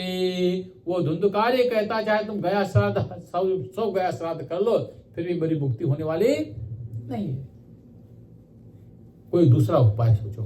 तो गोकर्ण कहने लगे कि अपने शास्त्र में यही कहते हैं कि गया श्राद्ध करो, पूजा करो, पाठ करो, सबको मुक्ति मिल जाती है, मोक्ष मिल जाता है। ये तो मेरा भाई है, मेरे भाई को उद्धार कैसे हो, मुक्ति कैसे हो, ऐसा कौन सा उपाय करें जिससे इसकी मुक्ति मिल जाए। अब गोकर्ण की नींद हराम हो गई। कहे भाई तुम जाओ, मैं तुम्हारी मुक्ति का उपाय समझता हूं। गोकर्ण कहने भैया, जब समय था तब भैया नहीं बोला, झापड़ पड़ा है तब भैया फैमिली पर याद आते ना, कि भैया तुम मेरी मदद करो, मेरी सहायता करो, मेरी रक्षा करो, कोई उपाय करो तुम मेरा। उपाय अपरम कंचित तुम विचारे सांप्रतम, कुछ उपाय करो। तो गोकर्ण कहने लगा अच्छा भाई तुम जाओ, मैं विचार करता हूँ। रात पर सोचा, कोई पता नहीं चला। फिर दूसरे दिन पंडितों की एक इमरजेंसी मीटिंग बुलाया, सारे ब्राह्मणों को बुलाया। ब्राह्मणों को बुला करके कहने लगे अब क्या करना चाहिए। जो मेरा भाई इस तरीके से सब चीज हो गया, उसके लिए कौन सा उपाय करना चाहिए। अपने श्राद्ध में तो शास्त्र में यही कहते हैं कि जिसका कोई आदमी खत्म हो गया हो और सुसाइड कर लिया हो, सांप काट खाया हो, एक्सीडेंट हो गया हो, कोई दुर्घटना घटित हो गई हो, अकाल मृत्यु, उसको कहते हैं अकाल मृत्यु हो गई हो, तो शास्त्र में यही कहते हैं कि उसकी मुक्ति हो जाती है गया श्राद्ध करने से। हमने तो ये सब चीज किया लेकिन इसका कुछ भी नहीं हुआ, क्या करना चाहिए। तो सारे पंडितों ने कहा जब आप इतने बड़े विद्वान हैं, आपको नहीं मालूम, तो हम तो छोटी मोटी कथा रोट कराने वाले आदमी हैं, हम क्या बता सकते हैं। दूसरे दिन गोकर्ण कहा ठीक है, प्रातः काल होने दो।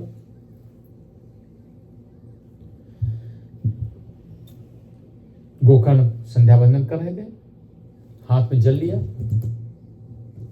सूर्य भगवान को जल देते हो रोज? काहे? सब लोग सूर्य भगवान को जल देते ना रोज, है ना। हर एक व्यक्ति को सूर्य भगवान को जल देना चाहिए। वहां छोटा बड़ा जाति पर कोई मतलब नहीं है, हर एक व्यक्ति को देना चाहिए सूर्य भगवान को जल। जो सारी पूजा करते हैं और पूजा करने के बाद सूर्य भगवान को जल नहीं देते तो उनकी पूजा एक्सेप्ट नहीं होती है। और तुम्हारे पास टाइम नहीं है, काम पर जल्दी जाना है, तो सबसे पहले उठो, एक लोटा पानी भगवान को बाहर दे दो और काम पर चले जाओ, तो समस्त देवताओं की पूजा हो गई। सूर्य भगवान को जल देने से, पूजा करने से समस्त देवी देवताओं की पूजा हो जाती है। तुमने कभी भगवान देखा है?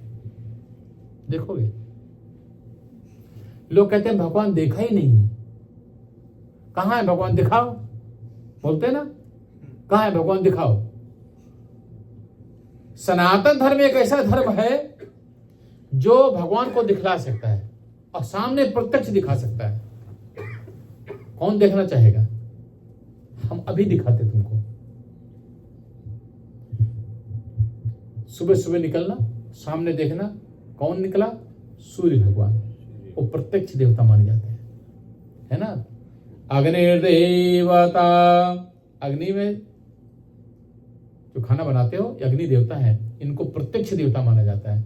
अग्निर्देवता, वायुर्देवता, वातो देवता, सूर्यो देवता, चंद्रमा देवता। ये चंद्रमा है, प्रत्यक्ष देव माने जाते हैं। देख तो दिखाई देते हैं ना चंद्रमा, देवता मानते हैं हमको। पानी देते हो, पानी को हम देवता मानते हैं। अग्नि क्या है? अग्नि को हम देवता मानते हैं। हवा को किसी ने देखा ही नहीं, लेकिन हवा स्पष्ट तो होती है, हवा को हम देवता मानते हैं। ये देवता तुम्हारे शरीर के अंदर रहते हैं, और तुम्हारे शरीर से आग निकल गई तो क्या हो जाएगा? कि हाथ गोड़ बिल्कुल ठंडे हो गए, क्योंकि तुम्हारे शरीर से भगवान निकल गए, है ना। कहते इसके शरीर में पानी कम हो गया इसलिए मर गया ये, है ना। बोलते ना पानी कम हो गया, तो पानी तुम्हारे देवता है। वायु देवता, सांस लिया उसके बाद सांस आई नहीं, ऑक्सीजन कम हो गया, है ना। ऑक्सीजन खत्म हो गया क्योंकि ऑक्सीजन देवता है। तुम्हारे शरीर से देवता निकल गया, तुम्हारा राम नाम सत्य हो गया। वह आकाश देवता है, आकाश बिल्कुल सब चीज बिल्कुल खून से बिल्कुल जाकर के जम हो गया, स्थूल हो गया, खत्म हो गए। तो 5 तत्व तुम्हारे शरीर के अंदर रहते हैं, पृथ्वी, जल, तेज, वायु और आकाश। ये तुम्हारे शरीर के अंदर रहते हैं, और ये तुम्हारे शरीर से अगर निकल गए तो तुम्हारा शरीर राम नाम सत्य होगा, कोई बचा सकता तुमको नहीं है। इसलिए पंच देवताओं की पूजा करते हैं। प्रातः काल हुआ, इसलिए हर एक व्यक्ति को सूर्य भगवान को जल देना चाहिए। ये ही सूर्य सहस्रांशो तेजो रासे जगत्पति अनुकंपय मां भक्त्य गृहाणार्घ्यं दिवाकरः। ओम सूर्याय नमः, ओम भास्कराय नमः, ओम आदित्याय नमः। ये 3 मंत्र बोल को 3 बार पानी दे दो, पूजा हो गई। सनातन धर्म कितनी बढ़िया। सूर्य भगवान 1 लोटा पानी चढ़ा दिया, बस पूजा हो गई। सनातन धर्म कहते बहुत पखंड है, बहुत पखंड कुछ नहीं, दिखा के खा लो और धो के पी लो, पूजा हो गई। इतना बढ़िया भोजन बनाया, सामने भगवान थरिया रख दिया, भगवान को दिखा दिया, है ना। और दिखाने के बाद कौन खाता है? तुम ही खाओगे, तो दिखा के खा लिया। भगवान को चरण धोला, बढ़िया पंचामृत बनाया, पंचामृत बना करके भगवान को स्नान करा दिया, वो पानी पंचामृत उठा करके पंचामृत डाल लिया, उठा करके पी लिया, दिखा के खा लो, धो के पी लो, पूजा हो गई। इससे इजी थोड़ी पूजा कोई हो सकती है। आप तुम चाहते तुमको प्रोटीन विटामिन सब चीज बहुत ही बढ़िया मिलना चाहिए। पंडित लोग बेवकूफ थोड़े थे, इतने बुद्धिमान रहते थे, अवैध हत्या करते होते थे, है ना। तो पंचामृत भगवान को बढ़िया पंचामृत बनाया, तो बढ़िया दूध डाला, बढ़िया दही डाला, बढ़िया घी डाला, मध डाला, चीनी डाला, सब पावरफुल चीजें है ना, 5 चीजें। उससे भगवान को नहाया, नहाने के बाद में पंचामृत बन गया। उसको क्या किया, पी लिया। दूध अपना काम कर रहा है, घी अपना काम करेगा, दही अपना काम करेगा, घी मध अपना काम करेगा, है कि नहीं। क्या खाया, अरे हम तो कुछ खाते नहीं, खाली पंचामृत तो पिया था, ठीक है ना। तो दिखा के खा लो, धो के पूजा हो गई। तो आज वही गोकर्ण हाथ में जल लिया और जल लेकर के सूर्य भगवान के सामने खड़े हुए और कहने लगे, हे सूर्य नारायण भगवान, तनि ठहरो। हमारे देश के ऋषि महर्षियों में, ब्राह्मणों में वो शक्ति थी, हमारी माताओं में वो शक्ति रहती थी कि संसार के किसी भी लोगों में वो शक्ति, वो पावर नहीं होता था जो सूर्य को रोकना, सूर्य भगवान को रोक ले, सूर्य भगवान को मजबूर कर दे। हमारी स्त्रियां जो थी सूर्य भगवान को मजबूर कर दिया था, श्राप दे दिया था एक बार, जाओ सूर्य तुम उदय ही नहीं होगे, और सूर्य को उदय होना बंद हो गया था। गोकर्ण सूर्य भगवान से कहने लगे, ठहर जाओ, तनिक ठहरो, आज मेरे को जरूरत है, रोज मैं तुम्हारी पूजा करता हूं, रोज तुम्हारी अर्चना करता हूं, रोज तुमको जल चढ़ाता हूं, आज मुझे जरूरत है, क्योंकि आज मेरा देश, मेरा समाज, मेरे लोग खतरे में है, मेरा धर्म संकट में है, तुम मदद करो मेरी। हाथ में जल लिया और जल लेकर के खड़े हुए। गोकर्ण स्तंभनम चक्रे सूर्य वेगस्य वै तदा। सूर्य भगवान को एक जगह खड़े किया, सूर्य भगवान खड़े हो गए। ओम तच्चक, ये मंत्र है, ओम तच्चक्षु देवहितं पुरुताक्षुक्रमुचरत पश्येम शरदः शतं जीवेम शरदः शतगुं शृणुयाम शरदः शतं प्रब्रवाम शरदः शतमदीनाः श्याम शरदः शतं भूयश्च शरदः शतात। ओम उदवयं तमसः परिश्वः पश्यन् देवं देवत्रा सूर्यमगन्म ज्योतिरुत्तमम्। सूर्य भगवान रुक गए, रुक करके गोकर्ण स्तंभनम चक्रे सूर्य वेगस्य वै तदा। हे सूर्य नारायण भगवान, आप मुझे बतलाए कि मेरे भाई धुंधकारी की मुक्ति कैसी होगी, उसके मुक्ति के लिए आप हमको उपाय बतलाइए। मैंने सारे उपाय कर लिया, लेकिन मेरे भाई को कोई उपाय मुक्त नहीं कर पाया, आप मुझे बतलाएं। उसी समय आकाशवाणी हुई, सूर्य भगवान की आवाज आई, गोकर्ण सुनो, श्रीमद्भागवतान मुक्ति। सुनो गोकर्ण, श्रीमद्भागवतान मुक्ति सप्ताह वाचनम कुरु। तुम्हारे भाई की मुक्ति, श्रीमद् भागवत की कथा श्रवण करने से तुम्हारे भाई की मुक्ति होगी और मोक्ष की प्राप्ति होगी, और उसमें 7 दिन की कथा सुनना। सप्ताह वाचनम कुरु, साप्ताहिक कथा करना। इति सूर्यवचः सर्वैर् धर्म रूपम तो विश्रुतम। इस तरीके से धर्म रूप भगवान सूर्य ने इस तरीके से बताया, और सूर्य भगवान का रथ फिर आगे चल पड़ा। सब लोगों ने सुना, गोकर्ण ने सुना। अब क्या करना चाहिए, उसकी मुक्ति के लिए क्या करना चाहिए, भागवत की कथा श्रवण करनी चाहिए। इसलिए जिसके घर में भूत प्रेत की बाधा है, मुक्ति हो, किसी को मुक्ति नहीं मिल रही है, मोक्ष नहीं मिला है, उल्टे सीधे सारे काम हो रहे हैं घर में सारी प्रॉब्लम समस्याएं हो रही है, और अनेक प्रकार की बाधाएं उसके घर में है, उसको श्रीमद् भागवत की कथा, ये भी नहीं कि छूट छुड़ाने के लिए कथा करो, नियम से अच्छी तरीके से श्रीमद् भागवत की कथा श्रवण करानी चाहिए। सप्रेतो विदधा स्थानम। अब वहां पर निश्चित हो गया, अब श्रीमद् भागवत की कथा हो। बहुत बड़े स्टेज देखा गया, पंडाल देखा गया, सारे लोगों को बतलाया गया कि भागवत की कथा होने जा रही है। घर घर गए, न्योता भिजाया गया, चाहे जितना न्योता भिजाओ, बहुत कम लोग आते हैं, है ना। पूजा पाठ में, धर्म कर्म में बड़ी मुश्किल से लोग आते हैं। पार्टी का नाम ले लो, तब एक बुलाओगे 20 आएंगे, और तुम 100 लोगों को पूजा पाठ न्योता दोगे, एक आएगा, क्योंकि सबके भाग्य में सब चीजें नहीं है। बड़ी मुश्किल सारी चीजें होंगी। अब भागवत कथा प्रारंभ होती है। ऐसे स्टेज बनाया गया और गोकर्ण कथा करने के लिए बैठे। कलश स्थापना किया गया, भगवान की स्थापना की गई और कथा प्रारंभ होती है। जब कथा प्रारंभ हुई, गोविंद जय जय गोपाल जय जय बोला गया, तो वहां पर धुंधुकारी आया, भूत आया। अब भूत वहां चारों तरफ परिक्रमा कर लिया, कहीं उसको बैठने की जगह नहीं मिली, क्योंकि भूत हवा रूप है, एक जगह रुक नहीं सकता है, एक जगह बैठ करके नियम से कथा सुननी चाहिए। अब वो क्या करे, बड़ा परेशान। तो क्या देखा, एक बांस था, हाँ, बांस पड़ा था, उस बांस खड़ा था, उसमें एक छेद था, जैसे किरवा काट खाते हैं ना बांस को, उसमें छेद हो गया। तो धुंधकारी को जगह मिल गई, उस छेद में हवा रूप तो था ही, उस छेद में घुस गया वो, और जाकर के गांठ पर बैठ गया। कथा समाप्त हुई। जब कथा समाप्त हुई तो जो बांस था उसमें 7 गांठें थी, एक गांठ फटी। सब लोगों ने देखा बांस की आवाज कहां से आई, देखा बांस फट गया। फिर दूसरे दिन कथा समाप्त हुई। द्वितीयेन हृताशायम तृतीयम ग्रंथि भेदनम।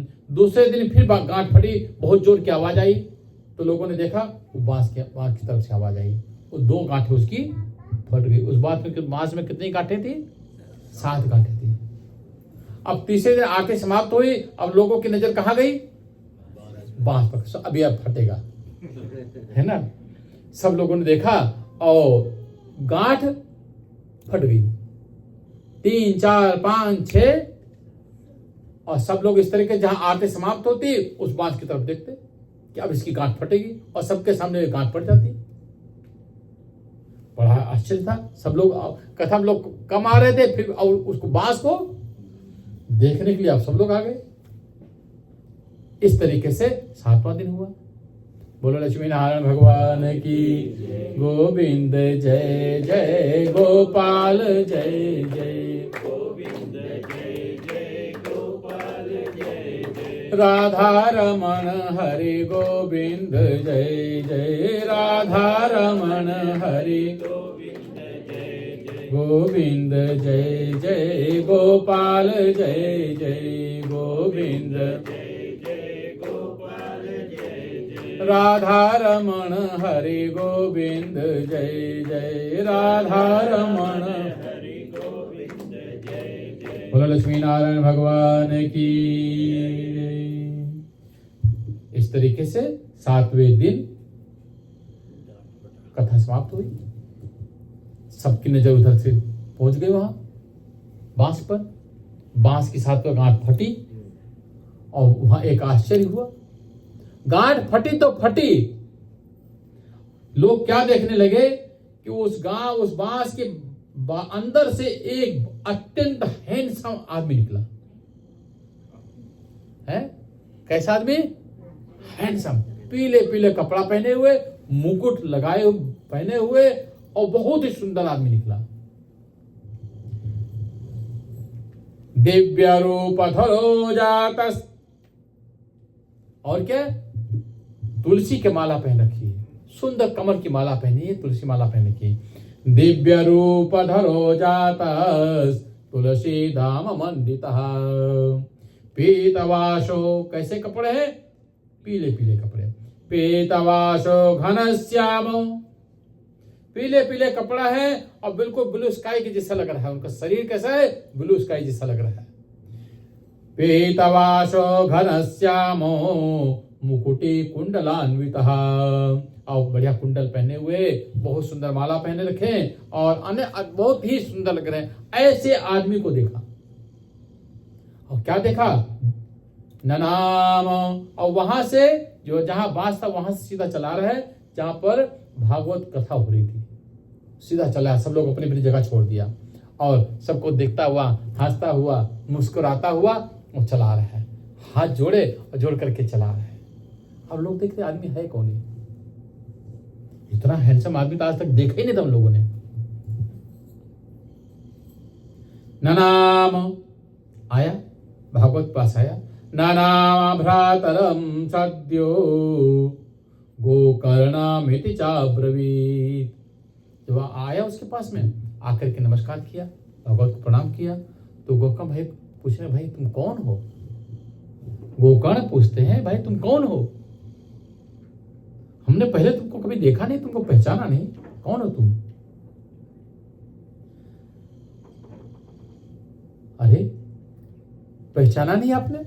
अरे हम आपसे तो मिले ही पहले, पहचानो भाई पहचानो। अब कहता है देखो मेरे कपड़े देखो कितने सुंदर है, दोनों तो कपड़ा दिखाता है, ए भाई देख कितने सुंदर है। हाँ मोचितो बंध्यो कृष्णा प्रेत कलस्मलाद। अरे भाई देखो मैं कितना हैंडसम लगता हूं। अरे याद है तुम्हारा भाई कोई था, कहा क्या नाम था? धुंधुकारी। और जानते हो क्या हो गया था? धुंधुकारी क्या हो गया था? भूत बन गया था। है धुंधुकारी क्या बन गया था? भूत बन गया था। ए भाई, ए गोकर्ण, वही तुम्हारा भाई, ये धुंधुकारी है, मेरा नाम धुंधुकारी है और तुम्हारा भाई ये धुंधुकारी है। देखो तो मेरी मुक्ति हो गई है, मेरा मोक्ष हो गया है। ए भाई देखो कितना हैंडसम लग रहा हूं, कितने सुंदर सुंदर कपड़े पहने। उसी समय उसके पूरे शरीर से महक निकली, कमल के फूलों की महक निकल रही है। धन्य भागवती वार्ता प्रेत पीड़ा विनाशिनी। वो धुंधुकारी कहता है धन्य है भाई, धन्य है, तुमने मेरे को उद्धार कर दिया। ये धन्य श्रीमद् भागवत की कथा जो प्रेत पीड़ा विनाशिनी, जो भूत प्रेतों के शरीर में जो पीड़ा होती है, भूत के शरीर को छोड़ने वाली, मुक्ति प्रदान करने वाली श्रीमद् भागवत की ये कथा है। सप्ताहोपि तथा धन्य, उसमें भी 7 दिन की जो कथा है, सप्ताहोपि तथा धन्य कृष्ण लोक फल प्रद, जो भगवान श्री कृष्ण के लोक को प्रदान करने वाली है, गोलोक को प्रदान करने वाली है, मुक्ति को प्रदान करने वाली है, मोक्ष को प्रदान करने वाली है, वह है श्रीमद् भागवत की कथा।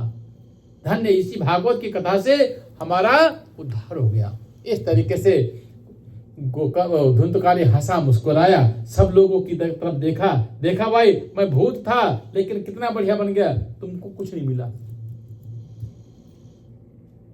हाँ वो इतने में क्या देखते हैं, सामने से एक प्लेन चला रहा है, सामने से एक प्लेन आया। सबके देखते देखते स्वर्गलोक से अत्यंत पुष्प विमान आकर के वहां उतरा। सब लोगों ने देखा, सब लोगों ने देखा उसको और आकर के खड़ा हो गया वहां। 2 देवदूत उसमें से उतरे, 2 देवता उतरे और आकर के उसके पास आए, धुंधुकारी के पास नमस्कार किया, भाई नमस्कार, जय जय श्री राधे। और उसमें गोकर्ण कहने का धन्य है, जीवन में भाई हो तो गोकर्ण जैसा होना चाहिए, भाई हो तो गोकर्ण जैसा हो। धन्य भाई, तुमने मेरा उद्धार कर दिया, मेरे को मुक्ति प्रदान कर दिया, मोक्ष प्रदान कर दिया, इसलिए गोकर्ण आपको बारंबार प्रणाम है, भागवत को बारंबार प्रणाम है।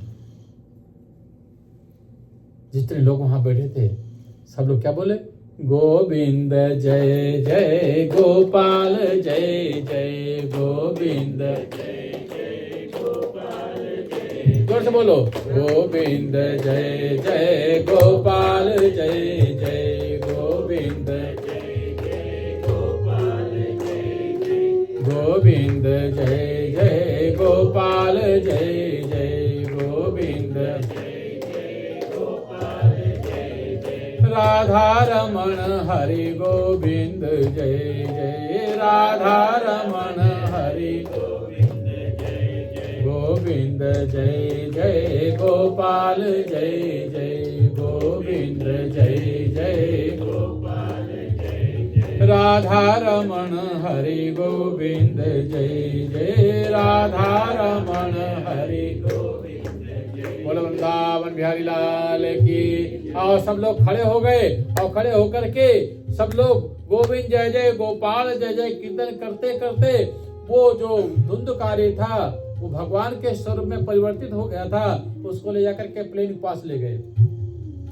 देवदूत कहने लगे महाराज ये आपके लिए प्लेन आया है, हम स्वर्गलोक से आए हैं आपको लेने के लिए और इसके ऊपर आप बैठो। नमस्कार किया, बड़े प्रेम से उनको उस प्लेन के ऊपर बैठाला और सबके देखते देखते वो प्लेन श्री राम जय राम जय जय राम श्री राम जय राम जय जय राम श्री राम जय राम जय जय राम। बोलो श्रीमद् भागवत भगवान की जय।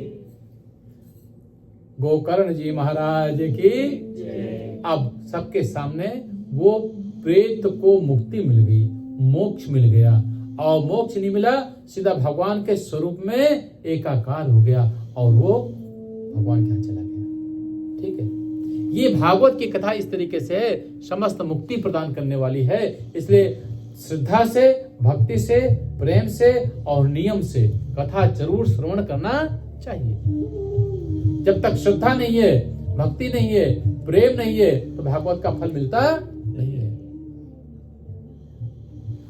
आगे सब लोग वहां गुस्सा गए, सब लोग काना फूसी कहते ना, अब काना फूसी होने लगी कि क्या कि देखो तो सही,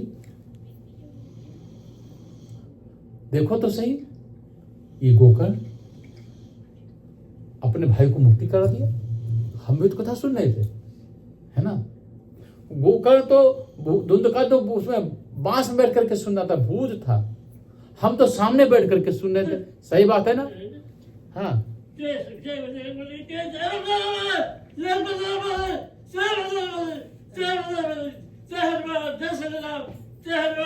गोविंद जय जय गोपाल जय जय गोविंद जय जय गोपाल जय जय गोविंद बोलो हरि गोपाल बोलो गोविंद बोलो हरि गोपाल बोलो। जय जय श्री राधे जय जय श्री राम। बाबूजी ने देखा सब चीज। बोल लक्ष्मी नारायण भगवान की जय। ठीक है ठीक है। हाँ आ जाओ इधर। अपनी जगह। बोलो लक्ष्मी नारायण भगवान की जय। इस तरीके से उनको सुंदर दिव्य स्वरूप के दर्शन हुए हैं, सुंदर स्वरूप के दर्शन हुए और दर्शन होकर के वो वहां से चले गए। सब लोग काना खुश होने लगी, अरे देखो तो सही, ये बड़े पक्षपाती इनका भाई था ना। हाँ हाँ सब चुप रहो। हाँ हाँ राधे राधे राधे राधे। तो कहने ये देखो, ये इनका धुंधकारी भाई है और अपने भाई के लिए फेवर कर लिया, अपने भाई को कथा सुना दिया। हम भी सामने बैठे थे, हम भी कथा सुन रहे थे, हम तो पूजा कर रहे थे, पार कर रहे, खाना बना रहे थे, रोटी बना रहे थे, तो सफाई कर रहे, सब चीजें कर रहे थे। फिर हमको मुक्ति क्यों नहीं मिली, हमारे लिए प्लेन क्यों नहीं आया, हमको ऊपर क्यों नहीं जाना पड़ा, हम क्यों नहीं गए और अपने भाई को क्यों भेज दिया। सही बात है ना। वो तो बांस में बैठ करके कथा सुन रहा था और भूत था, उसको मुक्ति मिल गई, तो हमको क्यों नहीं मिली। इसका मतलब एक गोकर्ण ने कुछ गड़बड़ किया है, गोकर्ण ने कुछ गड़बड़ किया है, उसको ज्यादा कथा सुना दिया, हमको नहीं सुनाया। सब लोग आपस में बात करने लगे, आप सब लोग गुस्सा गए। अच्छी बातें बड़ी मुश्किल से होती हैं और बुरी बातें बहुत जल्दी फैलने लगती हैं। सब लोग गुस्सा गए, हाँ हाँ देखो भाई तुम ठीक कह रहे हो।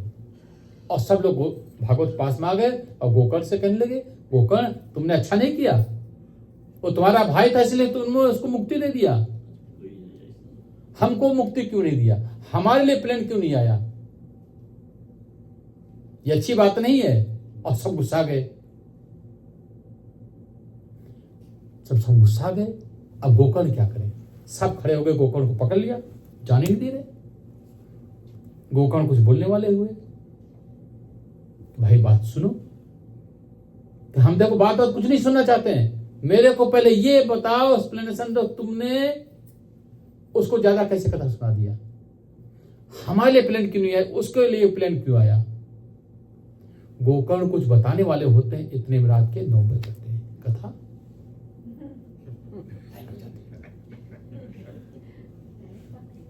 है क्या बतलाते हैं, क्या बतलाते, कैसे मुक्ति होती, कैसे क्या होता है, बड़ी दिव्य कथा है। इसके लिए आपको हाँ बिल्कुल टाइम टू टाइम कथा चलेगी। आज की कथा ही विश्राम लेती है, लेकिन कल की कथा थोड़ी अधूरी रहेगी ना, इसलिए अधूरी कथा का पूरा फल कल प्राप्त होगा। अब उनको मुक्ति कैसे मिलती है, मोक्ष कैसे मिलता है, आपको कल कथा सुनाएंगे। बड़ी सुंदर कथा है। इस तरीके से नित्य प्रतिरोज कथा चलेगी। और थर्सडे को हम कृष्ण जन्म को करेंगे, सैटरडे को फ्राइडे को हम गोवर्धन पूजा करेंगे। कथा कब तक है, सैटरडे ना, और सैटरडे को रुक्मणी विवाह कथा, उस दिन विश्राम देंगे। संडे को फिर करेंगे, थोड़ी कथा रहेगी और विश्राम देंगे। इस तरीके से नित्य प्रति कथा चलेगी। जितने भी लोग हैं सभी लोगों से एक ही निवेदन है कि सब लोग आओ, लोगों को लाओ। ये बड़ी मुश्किल से ये कथा का आयोजन होता है और बड़ी सुंदर कथा चल रही है। तो जितने शहर में लोग हैं कोशिश करना, सब लोगों को लाने की कोशिश करना। बड़ी मुश्किल से लोग आएंगे, है ना, लेकिन आने की कोशिश करना कि सब लोग जरूर आए। ठीक है, आज की कथा यही विश्राम देते हैं और सबकी मनोकामनाएं भगवान परिपूर्ण करें। तुम्हारी मनोकामनाएं भगवान परिपूर्ण करें। बोलो लक्ष्मी नारायण भगवान की। और आज देखो हमारे बहुत बढ़िया साथी भी हमारे सरवन जी आए हैं। हमारे जब यहाँ कोई प्रोग्राम होता है तो हमारे सरवन जी जरूर हमसे मिलते हैं और सब ऑर्गेनाइज करते हैं। हमारे भाई भी हैं, बड़े भैया हैं, फैमिली है, परिवार है ना। और अभी हमारे साथ कुंभ के मेले में गए, यहाँ कुंभ के मेले में गए और कुंभ के मेले में यहाँ बहुत बढ़िया है। लेकिन कुंभ के मेले में एक और बहुत आनंद आया जो कभी नहीं करते थे। एक गाड़ी थी, गाड़ी में जैसे सब लोग तुम देखते हो ना, एक गाड़ी के अंदर सब लोग घुस करके चले जा रहे हैं, उसी गाड़ी में घुस करके भी गए, है ना। वो आनंद और वहां का एक माहौल था।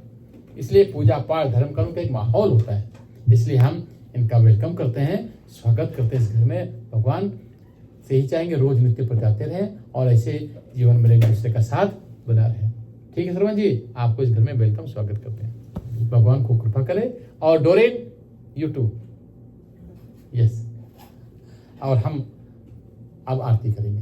बोलो लक्ष्मी नारायण भगवान की। गोविंद जय जय गोपाल जय जय गोविंद जय जय गोपाल जय जय गोविंद जय जय गोपाल जय जय गोविंद जय जय गोपाल जय जय। सब लोग खड़े हो जाएं और आरती करेंगे। नित्य प्रति इस तरीके से 7 बजे कथा शुरू होगी। राइट टाइम बिल्कुल 9 बजे कथा विश्राम लेंगे। ठीक है, जो प्रसाद लाना चाहते हैं, कुछ भी लाना चाहते हैं, सब लोग अपने साथ ला सकते हैं। सब कुछ देश के आराम से।